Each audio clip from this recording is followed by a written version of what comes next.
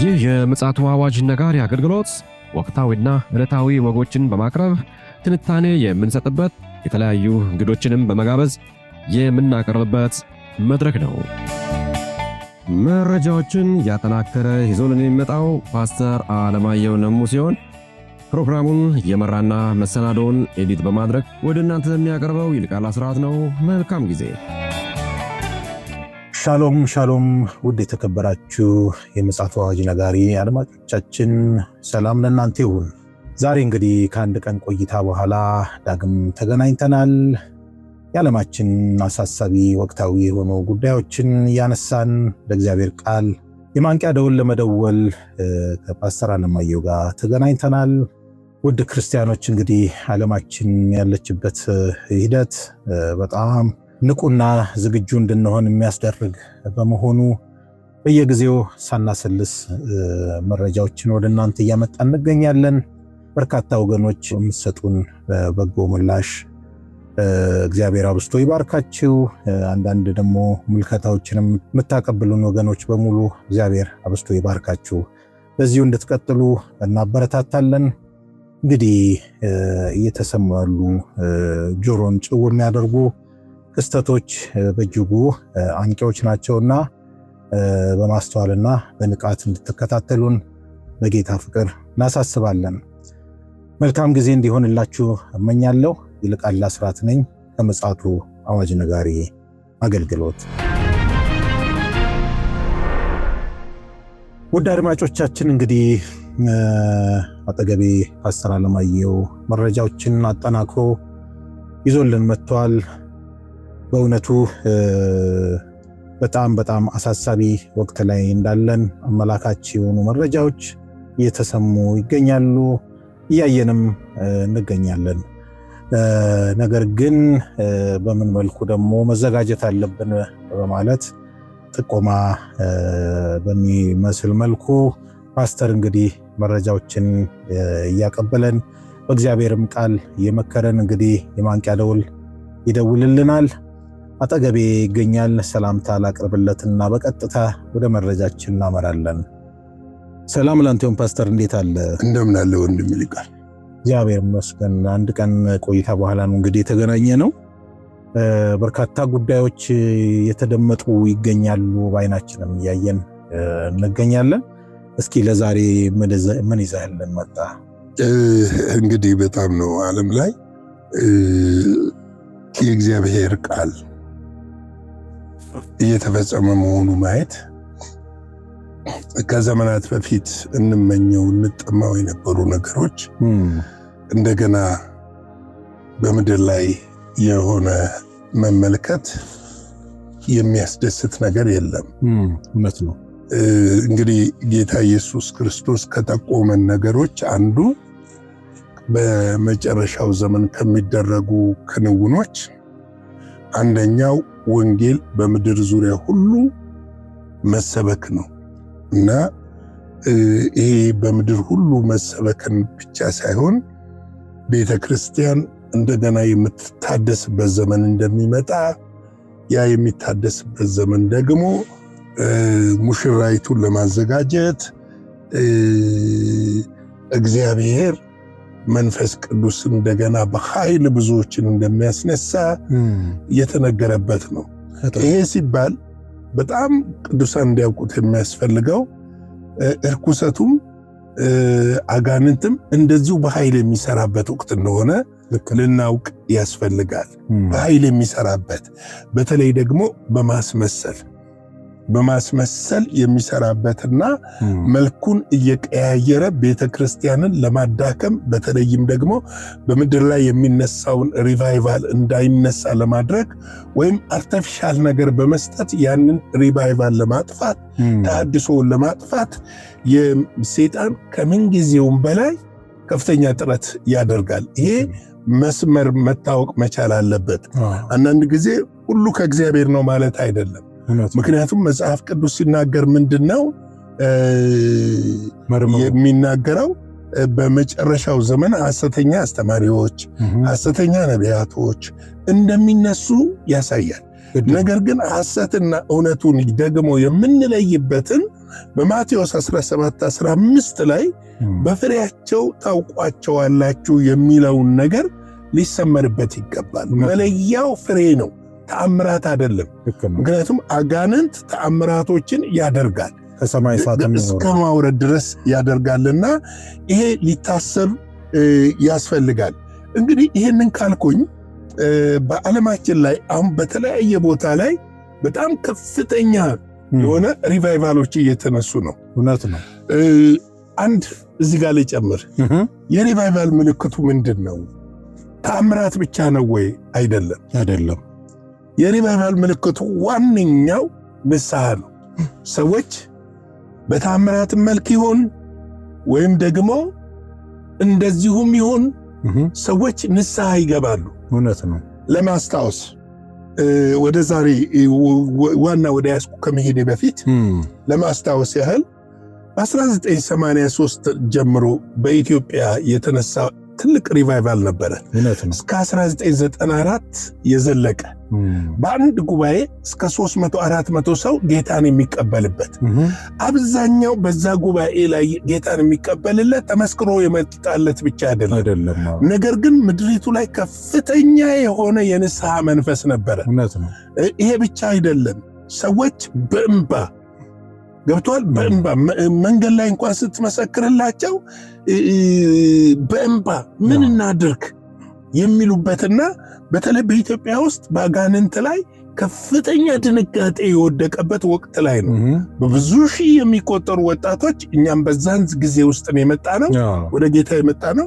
በብዙ ሺህ የሚቆጠሩ ወጣቶች ወደ ጌታ የመጡበት ጊዜ ነው እና ይሄ ሪቫይቫል ትልቁ ያመጣው ነገር ምንድን ነው? ተአምራት ነበር ወይ ብትለኝ በዛን ጊዜ 1 2 3 ቦታ ነው የፈውስ አገልግሎት የነበረው። ቀጠና 2 ጎተራ እና እንጦጦ መካነ ኢየሱስ መካኒሳ ነበር የነበረው። ከዛ የዘለለ እንኳን አልነበረም። ነገር ግን የሚመጣው የህዝብ ብዛት ስትመለከት በእንባ እየታጀበ ንስሐ ሲገባ፣ ሰው እየሮጠ ንስሐ ሲገባ፣ ምናልባት ታስታውሳለህ አሚቼ ስቴዲየም ላይ ያን ጊዜ የሰበከው ያሬድ ይመስለኛል፣ ፓስተር ዳንኤል ነበሩ፣ ያሬድ ነበረ። በሩጫ ሲባል ሰው ከመንገድ መንገደኛ ነጠላ እንደለበሱ፣ ወቅቱ የፋሲካ ወቅት ነበረ። ሪቫይቫል ነበረ። ሰዎች በሩጫ በጌታ ፊት የእግዚአብሔር ሀልወቱ ራሱ ነበረ እና ይሄ በየቦታውን ገንዘብ ለመሰብሰብ የታምራት የምናምን አገልግሎት እንደሚባለው አልነበረም። ስለዚህ ልናስተውል ይገባል የሚለው ነው። እንግዲህ በዓለማችን ላይ አሁን ትልቅ ተሐድሶ እየተነሳ ነው። ይሄ ነገር ከተነሳባቸው አገሮች አንዷ በኮሚኒስት የታጠረችና እስከዛሬ ድረስ ለቤተ ክርስቲያን እውቅና ያልሰጠች፣ እውቅና ለመስጠት ብቻ ሳይሆን ቤተ ክርስቲያን ማፍረስ እስከ ዝግ የሆነባት ነገር አይደለም፣ በአካል እስከ ማፍረስ እና ፓስተሮች ወንጌላውያን የሚሰደዱባት ቻይና ሰሞኑን አነጋጋሪ ነገሮች እየወጡ ነው ያሉት። እግዚአብሔር ይመስገን። በቻይና ውስጥ ስር የሰደደ በጣም እየተቀጣጠለ ሰዎች ከእውርነት ከደንቆሮነት ውስጥ ለውስጥ እየተፈወሱ ሰዎች በእንባ ወደ ጌታ በስፋት እየመጡ እንደሆነ እንግዲህ ለማወቅ ችለናል። እንግዲህ ሪፖርቶች እንደሚያሳዩት በቻይና ክርስትና ቀስ በቀስ ማደጉን ቀጥሎ ይህም በመላው ዓለም ያለውን ተመራማሪዎችንና የሃይማኖት ተከታዮችን ትኩረት ስቧል። አሁን ላይ በጣም ትኩረት የሳበበት ሁኔታ ነው ያለው። እንግዲህ ታሪክ እንደሚያስቀምጠው ቻይና በ1949 ነበረ ክርስቲያን ህዝብ ቁጥር አነስተኛ ነበረ። ነገር ግን በሂደት በጣም እየጨመረ መጥቷል። እንግዲህ አንዳንድ መረጃዎችን እንደው ለምንድን ነው የሚባለው ነገር፣ ምክንያቱም አሜሪካ ሀገርም አሁን ትልቅ ሪቫይቫል እንዳለ ባለፈው ሰርተን ነበረ ከእንግሊዝ ጋር አያይዘን በመላ ዓለም ነው ያለው፣ አውስትራሊያም ጭምር። እና እንግዲህ ከ1980ዎቹ እስከ 2000 በፈረንጅ ነው ይሄ ካልቸራል ሪቮሉሽን በኋላ ክርስትና በፍጥነት ተስፋፍቷል በቻይና ውስጥ ኮሚኒዝም ከታወጀ በኋላ እድገቱ በአመት 10% እድገት እያሳየ ቢሆንም አሁን ላይ ግን ያ በእጥፍ እየጨመረ ያለበት ጊዜ ነው። ከቻይና ህዝብ ብዛት እንግዲህ ወደ ሲሶ ሊጠጋ ይችላል። ለምሳሌ አሁን ተመልከት፣ ከ2010 ውስጥ የነበረው ክርስቲያን 100 ሚሊዮን ነበር። 100 ሚሊዮን ነበር። ይሄ 100 ሚሊዮን የሚባለው እንግዲህ ኦፊሻል አንደርግራውንድ የቤት ለቤት ህብረት ማለት ኦፊሻል በተመዘገበ ነው። በመንግስት ደረጃ እውቅና ያለው አይደለም። ግን ኦፊሻሊ ውስጥ ለውስጥ በተደረገ ጥናት 100 ሚሊዮን ነበር የነበረው። ዛሬ በ2026 ከ400 እስከ 500 ሚሊዮን ድረስ ይገመታል። በጣም ከሚገርም ደግሞ ገጠሪቱን የቻይና መንደሮች ሳይቀር እንደ ሰደድ እሳት ያነደደው ውስጥ ለውስጥ እየሄደ ያለ ትልቅ ጉዳይ ነው። እውነት ነው። አሁን ቀላል አይደለም። በተለይ የቻይና መጽሐፍ ቅዱስ በቻይንኛ ቋንቋ ፐብሊሸር የሚደረገው የመጽሐፍ ቅዱስ ቁጥር ሲወሳ በአመት 30% እየጨመረ ነው ሄደው ፐብሊሽ የሚደረገው። እንደውም እዚህ ጋር በጣም ጥሩ አስታወስከኝ ፓስተር። አንድ ጊዜ እንደውም አየሁኝና የታተመው መጽሐፍ ቅዱስ በቻይና ሲቀርብ ሰው እንዴት አርጎ እየተሻማ መሻማት ብቻ እንዳይመስል እኮ ፓስተር፣ መጽሐፍ ቅዱሱን እየሳመ እያለቀሰ ያ ትዕይንት በጣም ልብ ይነካ ነበርና ይሄ ነገር ነው አሁን እየተፈጠረ ያለው። አሁን ረሃቡ መጨመር ብቻ ሳይሆን ሰዎች በንስሐ በእንባ ወደ ጌታ እየመጡ ነው። እግዚአብሔር ይመስገን፣ ደስ ይላል። እኔ እንግዲህ ከዚህ በፊት ሲንጋፖር እያለሁ ማቀው ነገር ነበረ። ምንድነው የሲንጋፖር ቸርች ቪክትሪ ፋሚሊ ቸርች ወደ ቻይና ሚሽነሪዎችን ትልካለች በየአመቱ የተለያየ የተመረጠ ከተማ በስራ የሚገቡት በስራ ቪዛ ነው። በስራ ቪዛ ገብተው ነገር ግን አንደርግራውንዶችን ቸርቾችን እያቋቋሙ ይመሩ እንደነበረ አውቃለሁ። ከእንትን በስተቀር እቺ ምንድነች ከእንግሊዝ ቅኝ ግዛት ወደ እነሱ ከተዋሃደችው ሀገር በስተቀር ቻይና ግዛት በስተቀር በአብዛኛው የቻይና ግዛት በህግ የታገደ ነው። ስለዚህ ምንድነው የሆነ ዓለም ላይ ያለው እንግዲህ ከፍተኛውን ፖፑሌሽን የያዙት ሁለት ሀገሮች ናቸው። 45% ነው ምናምን በላይ የዓለምን ህዝብ የያዙት ህንድና ቻይና ናቸው። ዛሬ ደግሞ ትልቁ ሪቫይቫል እየተነሳ ያለው ህንድና ቻይና ነው። እንደገና ደግሞ አሜሪካም በዚሁ ልክ ታድሶ እየተደረገ በጣም የሚገርምህ በገጠር ያሉ ቸርቾች እንደገና እየተከፈቱ ነው።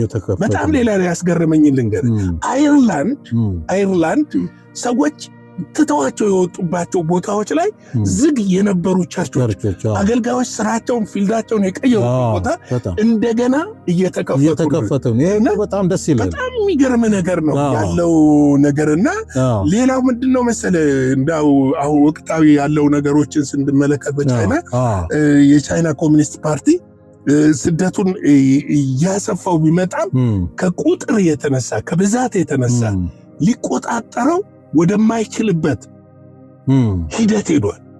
እንዶ አብረ ለማንሳት እንዲመች ፓስተር አንድ ሪፖርትም ከዚህ በፊት ከብስራት ጋር ሰርተን ነበርና ይሄ ኮሚኒስት ፓርቲ ምንድነው ያደረገው የራሱን የመጽሐፍ ቅዱስ አፈታት በዚህ በመጽሐፍ ቅዱስ ውስጥ ዋናው መጽሐፍ ቅዱስ በማዳቀል የኮሚኒስታዊ አስተሳሰቦችን እንደገና ደግሞ ክርስቶስ ላይ ያተኮሩ ሐሳቦችን ከዛ ውስጥ በማውጣት እንደገና ደግሞ የራሱን ወኪሎች የሆኑ አገልጋዮችንም በቤተ ክርስቲያን ላይ በመሾም እንደዚህ አይነት ደግሞ ተግዳሮትም እንዳለም እንደው አብረ ብታየው አለ። ተግዳሮቶቹ አሉ። ስልቶቹ በብዙ መንገድ ነው የሚሄድ ያለው። ነገር ግን ይሄ ነገር እውነተኛውን እሳት ሊያቆመው አይችልም። አሁን ማወቅ ያለብን ምን መሰለ፣ እውነተኛ የሆነ ሪቫይቫሎች ሁልጊዜ ተሐድሶች ሲነሱ መንግስት ሊያግድ ይችላል፣ የተለያየ እርምጃዎች ሊወስዱ ይችላሉ። ነገር ግን ልታቆመው አትችልም፣ እሳቱን ልታጥፋው አትችልም። ምክንያቱም እሳቱ የሚሄደው በመለኮት ምሪት ስለሆነ እናጠፋለን ያሉትን ራሱ ምን ያደርጋቸዋል? ገብቷል? እየዋጀ እየማረከ ይመጣል። ስለዚህ ምንድነው አሁን እየተባለ ያለው ከጥቂት ዓመት ወይም በ2027 ሊሆን ይችላል የዓለም ትልቁ የክርስቲያን ሀገር የምትሆነው ቁጥር ያላት ሀገር የምትሆነው ቻይና ትሆናለች ተብሎ እየተገመተ ነው። እንደ ኢኮኖሚው ማለት ነው። እንደ ኢኮኖሚ የቻይና አዲሱ ትውልድ ህይወቱን ትርጉም ያለው ለማድረግ ወደ ክርስትናው እየመጣ ያለበት ጊዜ መሆኑ ደግሞ በውስጥ ላይ የተነሳውን ሰደድ እሳት እንዳይፈሩ አድርጓቸዋል። እንግዲህ እነዚህ አማኞች ከውጭ ካለው ግንኙነት ይልቅ የእርስ በርስ ግንኙነታቸው የጠነከረ ከመሆኑ የተነሳ እርስ በርስ የሚያደርጉት ህብረትና ፍቅር በጣም ብዙዎችን እየማረከና እየሳበ ማምጣት መቻሉ ደግሞ አገሪቱ ወደፊት በሚያስገርም ፍጥነት በእግዚአብሔር ኃይልና እሳት ልትወረስ ትችላለች የሚል ነገሮች እየሰፉ እየመጡ ያለበት ጊዜ ነው። እግዚአብሔር ይመስገን። ከቻይና ጋር አንድ ሀገር ላይ ያይዘልህ በዚህ በያዝነው ወር እንኳን በጦርነት ውስጥ እያለች በኢራን ውስጥ አንድ የወጣ መረጃ በአንድ ወር ጊዜ ውስጥ በዚች አንድ ወር ጊዜ ውስጥ 100,000 ኢራናውያን ወደ ጌታ መጥተዋል። ይሄ በጣም ወደ ጌታ መጥተዋል። ትልቅ ዜና ነው። እንዲሁም ቆመን ብናጨበጭብ ራሱ ደስ ይለኛል። 100,000 ኢራናውያን ወደ ጌታ መጥተዋል። ደስ ይላል።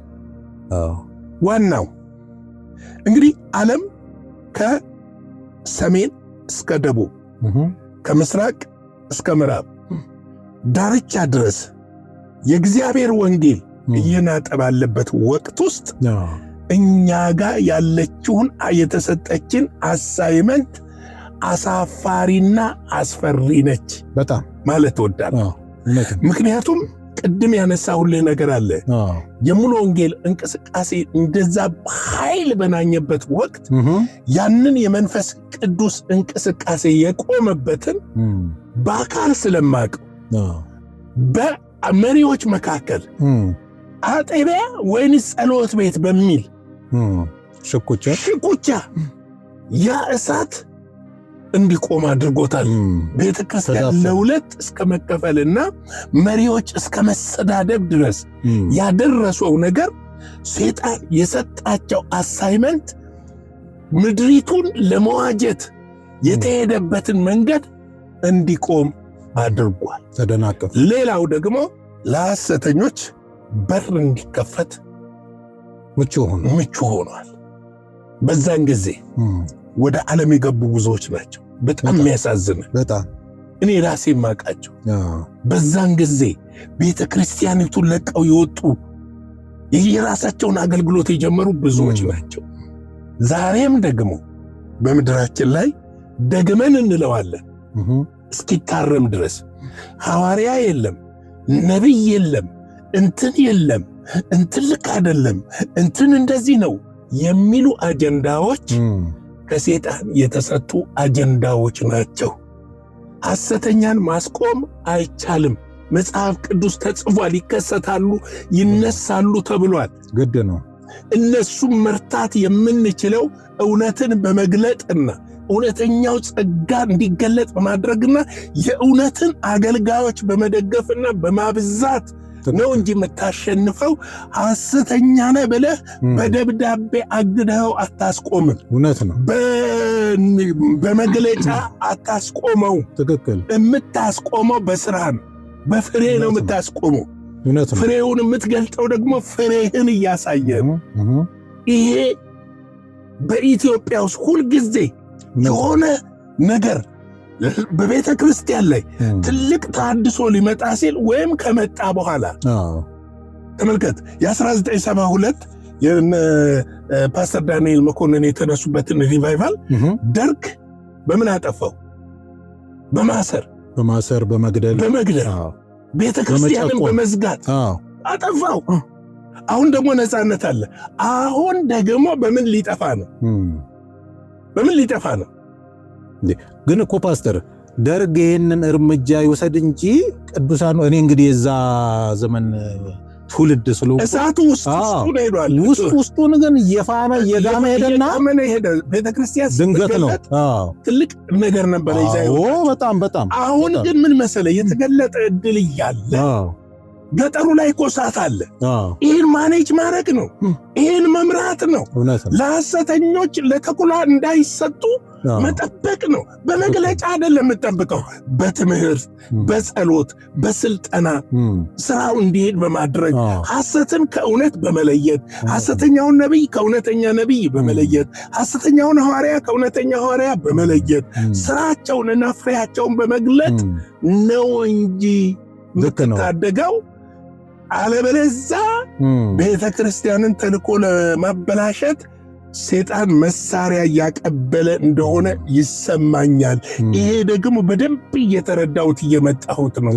ለምንድነው እነዚህ ቸርቾች አሁን መግለጫ ያወጡት? ጠቅላላ የካውንስሉ ዋነኛ ቦታዎች ላይ ያሉ ናቸው። ይሄንን ነገር እኮ በካውንስሉ ተነጋግረው እንዴት እናስተካክል፣ እንዴት አቅጣጫ እንያዝ፣ ፍሬ አልባውን ከፍሬ የለው እንዴት እንለይ ብለው እኮ ያንን ማድረግ ይችላሉ። ሐሰተኛን ግን ማስቆም አይቻልም። በዘመናት መካከል ቆመው ማያውቁ በነ ጳውሎስም ዘመን ነበር። አይኖ እንዶ ፓስተር እንዶ በጥቂቱም ቢሆን ይሄን ነገር እንዶ ብናነሳ እና ወቀሳ ብናደርግ ተገቢ ነው ብዬ አምናለሁ። እኔ ያው እንደምታውቀው በዚህ በመንፈሳዊው ሚዲያ አካባቢ እንግዲህ ከቀደምቶች ጋር እንቅስቃሴ እንደማድረግ ታውቃለህ። ያው ብዙ ተስፋ የሚያስቆርጡ ነገሮች ገጥሞኝ፣ ነገር ግን እንደው ለወቀሳ እንደው ምክንያት ስለሆነኝ ነው። ምንድነው መጀመሪያ ላይ በተለይ እዚህ ሚዲያ እንቅስቃሴ ሲመጣ፣ የመንፈሳዊ ሚዲያ እንቅስቃሴ ሲመጣ ዋነኛ እድል የመጣው ለእንደነዚህ አይነት ቤተክርስቲያኖች ነበርና ብዙም ቦታ አልሰጡትም እና ለተኩላ ለቀበሮ ሁሉ ምቹ እንዲሆን አድርገው አጥሩን ሁሉ ከፋፍተው ካበቁ በኋላ ከተበላሸ በኋላ ነው አሁን አብዛኞቹ የነቃቁት። እንደው እዚህ ጋር እንድታነሳ ስለፈለኩ አንድ ነገር ላንሳለ። አንተ ካነሳው ቤተ ክርስቲያኖች በመሪነት ያሉት እውነተኛ ጥሪ ያላቸው ወይ? ይህ መፈተሽ ያለበት በአመራር ላይ ያሉትን ነው። በአመራር ላይ ያሉት ምንም ጥያቄ የለውም። ለምሳሌ የኢትዮጵያ ቤተ ክርስቲያን 3 መንገዶች ናቸው አገልጋዮች የመጡበት። አንደኛው ገብተዋል፣ በዚህ በፋሚሊ ወይም ደግሞ በትውውቅ ጸጋ ሳይኖር ጥሪ ሳይኖር ቴዎሎጂ ትምህርት ቤት ብቻ ሄዶ ድግሪ ይዘና ተብሎ የተሾሙ አሉ። እኛ እኮ እዚህ ምድር ላይ ነው ያለነው። እንግዲህ እኔ ጌታን ካገኘው 34 ዓመት አገልግሎት ከጀመርኩ ወደ 33 ዓመት በዚህ የተሾሙ አሉ፣ ጥሪ ሳይኖራቸው። እውነት ነው አሉ፣ ገብተዋል አሉ። ሌሎች ደግሞ ከመንግስት ስራ በጡረታ ሲወጡ ጥሪ ሳይኖራቸው የቤተ ክርስቲያን መሪ የሆኑ አሉ። በጡረታ ወጥተው የጡረታ ጊዜያቸውን የቤተ ክርስቲያን መሪ ሆነዋል። ገብቷል። ሌላው ደግሞ ጥሪ ኖሯቸው ተሰሚነት ያጧሉ። አይከን ሆኑ ጥሪ ኖሯቸው እግዚአብሔር ጠርቷቸው ለሊደርሺፕ ለወንጌልም ጠርቷቸው ቦታው ላይ እንዳይደርሱ የተደረጉ አሉ። ለምን?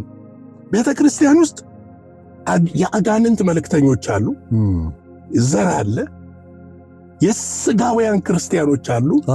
መንፈሳዊ ነገር የማይገባቸው ሁልጊዜ አስተዳደራቸው አመራራቸው እንደ ዓለም አወያን አመራርና አስተዳደር ማድረግ የሚፈልጉ አሉ።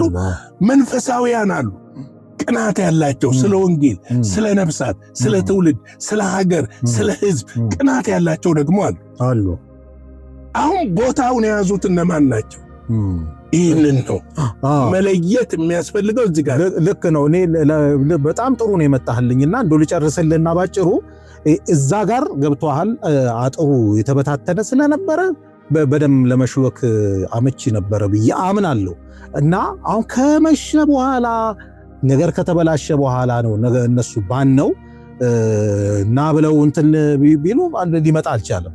እንደውም አንድ ጊዜ ያስታውሳለሁ ከጋሽ ንጉሴ ቡልቻ ጋር እንደው በዚህ ጉዳይ ላይ በጣም አግሬሲቭሊ እየተጫወትን ጥሩ ነገር ነው የተናገረውና እንደው እሷን ሐሳብ ብቻ ተናግሬ አንተ ሐሳብ ካለህ በዛው መጨረስ ይችላል። ምንድነው ያለው? ኦሬዲ ተበላሽቷል እና አሁን ምንድነው ቆሻሻ እንትን ላይ አብዝተ ንጹሃ በመድፋት በተከታታይ ማለት ነው። እንደዛ ሲሆን ነው እየጠራ የሚመጣው እንጂ በአንድ ጊዜ አይጠራም የሚል ጥሩ ምሳሌያዊ አባባል ብሎኝ አረሳውምና እንደው በዚህ ላይ እንደው ጠቆም ለማድረግም ስለሆነ ሐሳብህን ማከለ ወደ መደምደሚያ እንግዲህ ምንድነው መሰለህ የኢትዮጵያ ቤተክርስቲያን ትንቃ ነው የምለው። ሌላ ምነው ነገር የለኝም። መሪዎች አስተውሉ፣ ቤተክርስቲያን ታስተውል። እባካችሁ ጥሪ ሳይኖራችሁ ስልጣንና ወንበር ፈልጋችሁ ቤተክርስቲያንን በዘመን መካከል ሁሉ የምታሰቃዩ እባካችሁ ራሳችሁን ገለል አድርጉ ማለት እወዳለሁ።